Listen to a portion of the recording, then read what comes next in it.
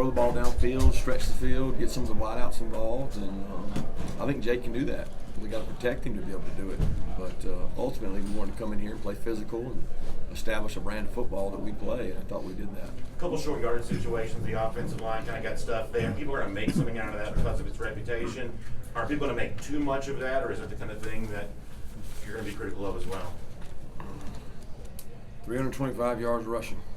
I'm not going to get overly concerned about the 2 that we didn't get or the 1 we didn't get. Certainly a lot of room for improvement, but those guys play physical, and those guys see every front and every box known to man. I'm disappointed we didn't convert those, but that's good, guys. We got to have a lot of things to work on. That's just one of the many things that we can continue to improve on. Your gut. Everything will be exaggerated great, or everything will be exaggerated horrible, and that's just the way it is. You're glad to see guys doing good things first time, for Georgia, Zamir, D-Rob. Yeah, I was excited for those guys. Those Cager, guys yeah.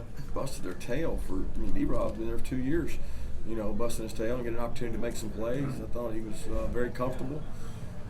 He was dominant on special teams as a gunner hold-up, which he gets no credit for, and he and Matt Landers were as dominant a performance as we've ever had out there. And he goes as kind of an unsung hero, and Zamir did a tremendous job when he got his opportunity. Can you what is it about Zamir? He seems to bring the Zeus calls, and every time he comes in the game, if you had a guy that's just, for whatever reason, just the fans are just so much behind him and so excited about it. Yeah, I love him too. I mean, he's been through so much. He's a tremendous kid. He's a winner. I love all our kids, and he's just another one that's been through a tough time. And to see him go out there and have some success, he's so deserving of that. And our medical staff is deserving of a pat on the back for getting him out there, because they spent a lot of time with him on the men. You had a couple drives there at the end of the first half where you gave up some points, and then come back in the second half, go 4 straight 3 and out. So what kind of led to that? They stopped us. We didn't execute. I was talking about you on defense. You guys gave up some points there before half. I didn't think we had 4 straight 3 and outs. No. I didn't realize we had 4 straight 3 and outs on defense. But I thought the momentum swung a little bit. Guys started playing a little more aggressive, a little more comfortable. We affected the quarterback on a couple of those, where we got to him. So, we can have a good defense because we've got a lot of speed. We need some more activity up there in the front. We need to make some more tackles, and we need to stay off people's face masks, because we basically gave them 45 yards and 2 field goals on undisciplined penalties. Coach, you talked a lot about havoc in the offseason, but you said we may not see a lot of the things you were going to do tonight. Is that because of Vanderbilt's style of play? And how would you grade your team in that area? I don't know that I would say we're not going to see it. I thought we had havoc tonight. I don't know what our rate was. I'll have to wait and see what our numbers were. But between the batted balls, between the sacks, the attacking of the ball, I thought they played really good in regards to that. And, I don't know if you're asking me that did we not show our whole defense, or I don't really know what the question's asking. Kirby talked about over-analysis in one game. Yeah. What did you learn about your team tonight? That we have a chance to be explosive offensively, and we're going to try to be aggressive defensively. I really feel like the backs I kind of knew about. The wideouts got some chances to make some plays, a couple balls. George there, I think he even caught one of those if he got an opportunity. It was just out of range for him. A couple of the other guys made good catches and made plays. So I feel good about that. But it's not like I agree with you that it's going to be blown out of proportion, either really positive or they struggled in the second half. But that doesn't matter to us. All we're doing is we're going back to work Monday, and we're going to go out there and go good on good, and we're going to put the hammer down and find out who's going to get better. We got 72, 73, 74, 75 players that were the 77th, all the way up that are wanting to be on this trip. And they're going to come out there trying to take somebody's job. What did you make of Jake Fromm's performance today? I thought Jake did a great job. He got a lot of looks. He got a lot of pressures, a lot of blitzes. He checked. As soon as he saw pressure one side, he moved it. And, people don't know what he did that was really, really sound and put us in really good football play. Some of those explosive runs were because he knew where to put us. And Derek mentioned it for the game. It's just, so comforting to have a starter that's been there for his 3rd year, and you just know he's not going to put you in bad plays. Coach, you were up, I think, 24-6, and you had 4th and 2. You went for there, they stopped you. What was your thinking in that moment? 3-score game, kick a field goal. It's still a 3-score game. So it's an opportunity to make it a 4-score game, and felt like that we could get it and put the game away, because either way, 3 scores you're going to lose. I mean, how challenging is it to have virtually an entirely new cast of receivers in terms of guys that have made plays for Georgia? When you entered the game, I mean, did you have any doubt that they'd be able to perform? No, I mean, I've seen those kids for so long. I mean, you know what? I don't think they had their best performance. I thought they were really physical, and when you're physical, it makes catching the ball that much easier. And they were dominant on the perimeter blocking. I mean, our guys, Tyler Simmons, Kieris, Cager, Matt, I mean, George, those guys are physical blockers out there on the perimeter, and they punish people along with the tight ends. So I think that kind of brings you your catches and gives you an opportunity to catch the ball. And we got an opportunity to throw it some. We hit some, we didn't hit some. Vanderbilt did a good job taking some of them away. Kirby, it's very unusual to come into an SEC opponent and just completely take over the stadium. What does that mean to you, or does it say for your program? It says everything about Georgia. I mean, the University of Georgia is a special place. The reason all y'all are here is covering Georgia, right? I mean, Georgia's an unbelievable market. Georgia's an unbelievable university. It's a great academic institution. They travel well. They love their fans. I mean, the fans love the stadium. They love our place. They want to go. So, I mean, I'm proud to be from the University of Georgia. I'm proud to be an alumni of the University of Georgia, and I know that our fans turn out because they want to be recognized. They want to be great. They want to be part of something special, and so do we. So the two groups align for sure. We're hearing a lot about it. I'm all the way in the back. What's up, Brandon? So with Jordan Davis, what can you say about him and how he was kind of emerged in that role last season, but now as a sophomore, he's kind of the centerpiece of the line. What can you say about his growth entering sophomore year?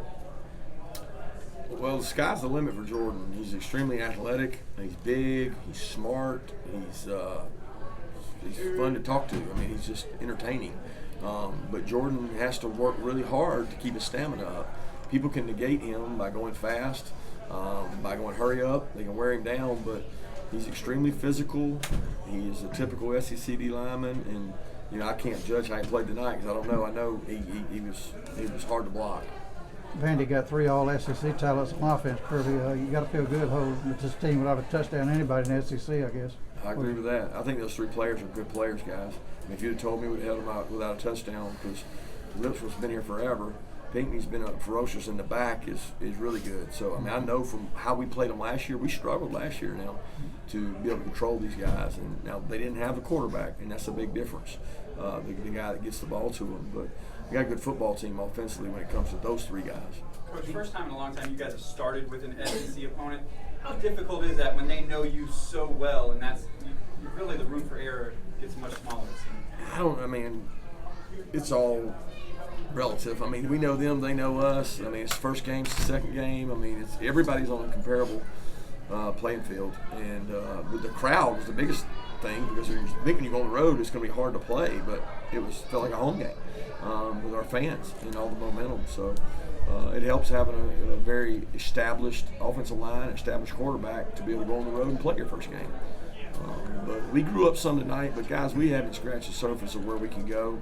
Got so many things that we can improve on, and this team has to decide they want to get better. That's all I'm asking them. Do you want to get better, or are you just okay being good?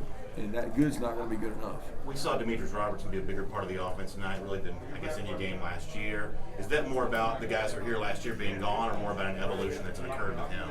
Yeah, I mean, it has something to do with 3 wide receivers being drafted and being gone. I mean, he was just as talented last year as he is now.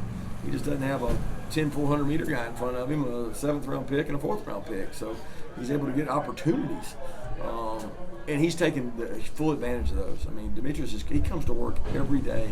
And I just hate so bad that so many people have had these expectations for him, because he's such a good kid and he practices so hard. And he was so deserving of what he was able to do tonight. Coach, just out of curiosity, off the field, were there any other injuries of note, or did you come out of this pretty unscathed? I missed the first part of that. We saw Isaiah come off the field. Is that Yeah, I think Isaiah's fine. I mean, he came back, didn't he? Yeah, I think he came back. I mean, I didn't get any injury report, but I don't foresee anything there. I think Kieris may have, he got hit right on the hand on the fumble. So I don't know. They're doing X-rays now. You've returned a kickoff tonight pretty deep out of the end zone. What kind of green light do you give them? How far back? Yeah, not that far. That's youthful exuberance. Noticed didn't really play and had his helmet off pretty much the whole game. Is he okay? You got anything going on? Should be fine. Should be fine. How about carrying to get the first carries from you guys, and then just to be able to have the numbers you have there in that position? I thought Harry did a great job. I love the way he runs. I mean, he runs with reckless abandon. He has no regard for concern for himself. He tries to be physical on the tacklers and very patient. So I'm proud of our backs. I mean, we got good backs. They've got to improve their blitz pickup, and they got to improve ball security. Ball got loose some, but we got good backs, guys. We got to figure out our true identity, and we got to figure out a way to be even more dangerous in the passing game. 2 more questions? We're hearing a lot about an unplanned 2-block walk to get into the stadium. Did that happen off the No, tee it's box? actually it was unplanned, but it was a shorter walk than typically we have here. Apparently, we lost our lead state trooper because there's an altercation on the sidewalk, and then so the guy that took over the lead went a different route. It didn't allow us to get to the normal location and see all the dog walk people, so they had to drop us somewhere else. But ironically, it was closer to the place we come in than we typically have to walk across the field, so we didn't have to walk across the field. We don't talk much, Coach, about, we haven't lately, it seems like about Rodrigo Blankenship, but he moved up the charts again and he kicked a 50-yard field goal. He didn't hesitate and it would have been good from further than that. Can you talk about what kind of weapon he is, I guess? He's a weapon. He, people don't realize it, but sometimes it frustrates Rod. But we don't always let him kick it out of the end zone on the touchbacks. And there were some planned not touchbacks tonight to make sure we get, number one, practice at covering kicks, and number two, the thought that we could pin them inside the 25. And he doesn't always like that because he likes to kick it out of the end zone, but he's talented that he can hang it up higher and longer than anybody in the country, and then he hit the field goals as well. So he's a valuable weapon for us, and he's a great kid and an unbelievable ambassador for the University of Georgia. Thank you.